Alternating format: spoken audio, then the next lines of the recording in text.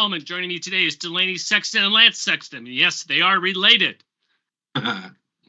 Our great father-daughter team, which we've enjoyed having over the years. Delaney, update. Where are you in your studies? We know you were going to be leaving us at some point in time. Hopefully, it's later than sooner. But you just finished. Tell me where you are. We need an update. Well, I'm very excited. In December, I will be finishing my master's degree with a concentration in forensic linguistics and behavioral crime analysis, which is just a fancier name for forensic psychology. So I'll be done before I know it. I think I only have 3 more classes. Right. All right. Well, that's awesome. And where are you going to school? I go to Pennsylvania Western University. It was kind of a combination of 3 different Pennsylvania campuses. And what type of career do you want to have? That's a great question. I definitely want to do some investigative work, and I think my next step that makes the most sense is trying to obtain my private investigator's license. Yes. Well, I think Lance, we will definitely have her back in the future to give us some insights on future fraud cases. I think she's going to end up in that arena. Very good. Hey, let's. She probably, Bob, needs to go. She probably needs to help the SBA Inspector General's office.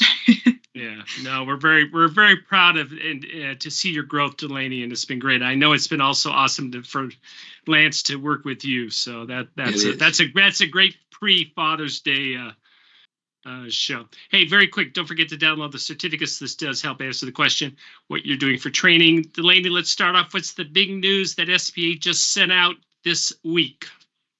Yes, effective yesterday. So going forward, SBA removed the restriction that limited businesses with an associate who is on probation or parole for the 504 and 7A programs. They are going to be revising the SBA Form 1919 and Form 1244. They haven't done it yet, so you should just continue using the current form until they release that updated version. Lance, so what that means is we do need if they answer yes on the 1919, we do need the 912 and we need a letter of explanation. Is my understanding correct? Well, the 912 form don't exist anymore, Bob. Okay. So it basically is a pass-fail. If you're in jail or convicted of a felony, you're not eligible. Otherwise, in a vast majority of circumstances, you're eligible. But there's not a clearance process anymore. It's either pass or fail. Okay. Then I may have misread the form, and I will correct myself. I thought that in the interim, until that new form is issued, if they answer yes on a prior criminal conviction, you need to get the documentation on that and sign off on that. In the interim, I'd have to go back and look at it, Bob. You're talking about a prior conviction. I'm just talking strictly from an eligibility perspective. Correct. If you're currently convicted of or not convicted, if you're currently charged with a felony or you're currently incarcerated, you're not eligible. Well, we know that. Bob, you are correct. If you do bail us answer, out here, Delaney. Obviously, we don't know I'll what try we're my talking about. best. If you answer yes, you do need to document it in the loan file, but I don't think there is the Form 912. So yeah, the 912 don't exist, and there's no clearance process. And Bob, I'm sorry, you're correct on that, and Delaney's correct. You do have to document the criminal history, but you don't have to send it in for clearance. Correct. And the lender is signing off on that, and you need to document until the new form comes in. What is unclear, is we don't know yet what type of prior history may be ineligible.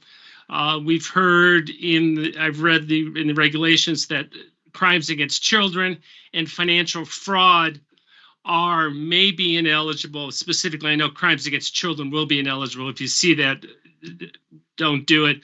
Financial fraud is still a gray area. I think for now it's up to the lender. If you want to lend to someone who's been convicted of financial fraud, I would say no. Lance, what would you do?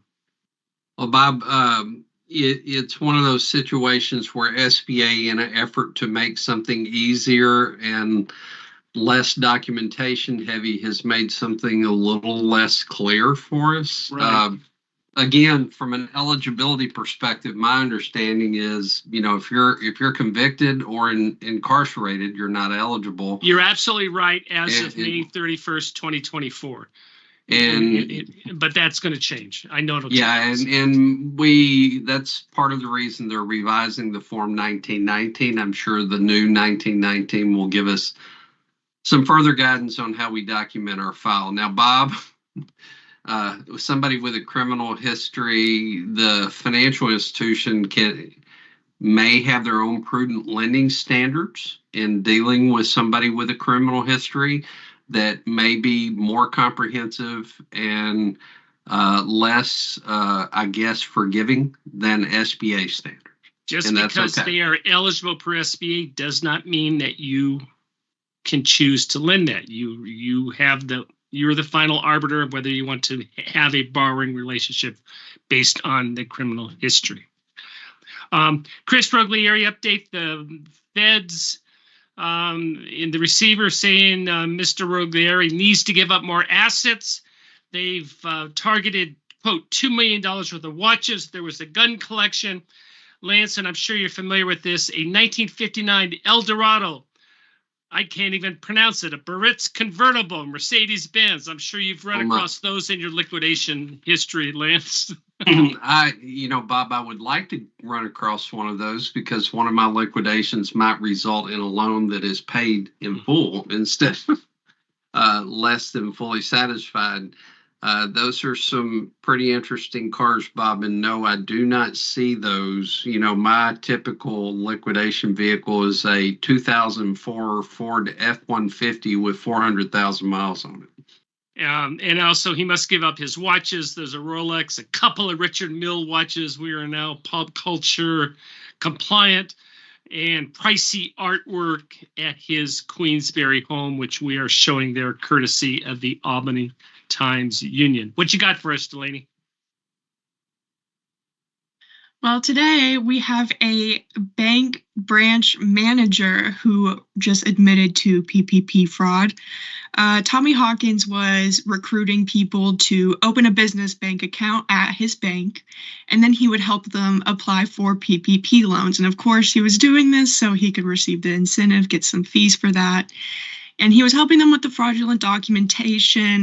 The bank ended up approving 38 PPP loans amounting to $5 million in disbursements.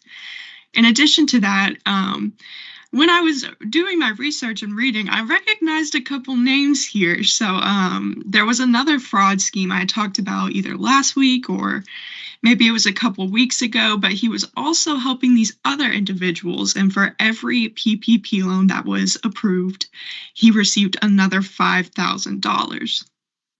So to provide a little summary of this old one, so there was Eric Rivera and James Wessels. They were accused, so this is alleged, of defrauding this lender, the bank. And so Rivera was applying for PPP loans for his business. He got about $300,000. And then he said, oh, well, that was easy. Let me go find other people. And then he received 15 to 50% of the loan proceeds for every loan that was approved there, allegedly. And then James Wessels was also involved. He was being accused of helping make all of these tax forms. He was also helping make paychecks so that he could send these friends to go cash them, bring the money back to the loan recipient. So it looked like it was used for payroll. Delaney, I think this is the first time we've seen a banker who is not a lender be swept up in this. Is that correct in your research? I'd have to sit and ponder. I've looked at so many fraud cases. Right. There's probably hundreds swimming up here. Well, and the thing that's going to happen here is you're probably going to see a lengthier sentence because, we have individuals who commit PPP fraud and groups that commit PPP fraud. But you throw in the fact that you've got a bank professional that's doing it, makes it even worse. Oh, absolutely. And white collar crime, the feds are definitely going to go after him, as they should. What else you got for us, Delaney? So here we have somebody else, Dante McClellan. He was providing falsified documents to obtain some PPP loans. He got about $500,000 from 3 different institutions for these corporations he had. They were registered, but these businesses did not actually operate. They were inactive. And he was claiming he had anywhere from 13 employees to up to $1.6 million in receipts. And he spent the money on rent at a Manhattan apartment, travel and gym expenses. And this is what really got me, $20,000 in Uber rides. I have to wonder where he was going to spend that much on Uber. Well, Bob, I just got my notification from Uber that it's the 10th anniversary of my first Uber ride. And I just want you to know my first Uber ride ever was from the LAX airport to Bob Coleman's house. And, but that one stuns me. And how much was it? How much was it, did they say? It was about $38, Bob. Unbelievable. Wow. Yeah, I mean, not too bad. Yeah, but that's what stuns me, guys. 20,000 on Uber rides. Where was this person going? I've been wondering the same. He was in Seattle, but those have got to be some lengthy trips. Yeah. That's, go ahead, Bob. No, I was going to say, so no car in this, just the Uber. That is another first, Delaney. Yeah, just Uber. Now, what's interesting about this is the 3.5-year sentence. Did he have a prior on that for $500,000? That seems a little excessive. As far as I know, he did not have a prior. So I don't really have any insight for that one. But it probably the 3 different loans did not help. Very good. Go ahead, Delaney. What do we got? The last one. Ooh. One last story here, and you're talking about cars. Polaris. I saw Lance. Yeah. Actually, no. What I'm already excited, guys. The boat. What is it, Lance? The boat or the Polaris? I'd take them both, Bob. Very, very good. Go ahead. Hey, I'll have to tell you, it's not just one boat. It's 3 boats, 3 pontoons. So, Timothy and Lisa, this couple, were charged with more than $2 million in COVID fraud between EIDL and PPP. They're saying that he got about 11 different EIDL loans and 6 PPP loans approved. And this money was allegedly not used on business expenses, though they did buy a couple businesses. They bought a furniture business in Indiana and a landscaping business in Florida. Those weren't connected to the loans, but I guess you could call it business expenses, maybe. Anyway, they got 3 pontoon boats, real estate in Indiana, home furnishings, outdoor kitchens for their homes, which is pretty nice, a Polaris utility vehicle, jewelry, and 2 dogs. 2 dogs. Wow. So if this is true and they are guilty, that's going to be some interesting seizures. Yeah, Delaney, go ahead. The Polaris, Bob, would look real nice on my back acreage out here. So on your back 40 out there. Very good. Delaney, the Inspector General's give us some stats. What do we got? Yeah, they've done some good work. To end on a positive note, there is fraud, but they're also doing a wonderful job getting it. So the OIG, in the last 6 months, I believe it was October 1st to March 31st, they had 130 indictments, 124 convictions, and they had about $225 million in accomplishments. And they are still very busy. They had 18,000 different calls to the hotline. 11,000 were connected to PPP, and 1,500 were for EIDL. So they're still going to keep working hard at this. And there's the summary on that. And Lance, and that takes us to our final story. Is we've had a lot of registrations, a lot of interest in the webinar that you are doing in a couple of weeks. And what we want to focus on, the responsibility of the lender when you see this type of fraud, what your ethical, what your contractual obligations are as being a participant in the SBA lending when you suspect fraud. Yeah, it's not just PPP, it's SBA lending in general. And over the years when PPP didn't exist, we still had fraud stories that we talked about in the 7A loan program. But there are requirements for a participant lender when they identify fraud in any SBA lending program. So what we're going to try to do is help you understand the indicators of fraud, help you understand what you're required to do if you identify fraud, and more importantly, just help you to be compliant with SBA requirements related to fraud.